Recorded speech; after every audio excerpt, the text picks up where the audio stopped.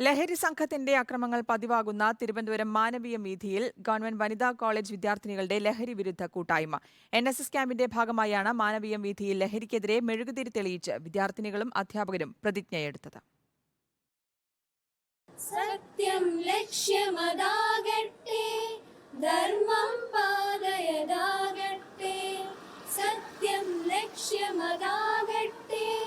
ലഹരിക്കെതിരെയുള്ള പ്രചാരണത്തിന്റെ ഭാഗമായാണ് മാനവീയം വീഥിയിലെ വിദ്യാർത്ഥിനികളുടെ കൂട്ടായ്മ. കോളേജ് സ്കൂൾ വിദ്യാർത്ഥികൾ മയക്കുമരുന്ന് വ്യാപകമായി ഉപയോഗിക്കുന്ന സാഹചര്യത്തിൽ ബോധവൽക്കരണമാണ് ലക്ഷ്യം.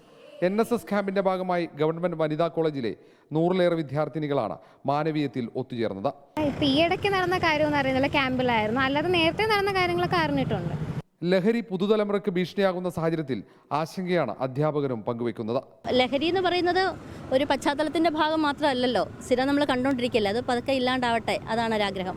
തലസ്ഥാനത്തെ നൈറ്റ് ലൈഫിന്റെ കേന്ദ്രമായ മാനവീയം പലപ്പോഴും ലഹരി സംഘത്തിന്റെ അക്രമങ്ങൾക്ക് വേദിയാകുന്നു. കഴിഞ്ഞ ഒരാഴ്ചക്കിടയിൽ 2 വട്ടമാണ് ലഹരി സംഘം മാനവീയത്തിൽ അഴിഞ്ഞാടിയത്. റിപ്പോർട്ടർ, തിരുവനന്തപുരം.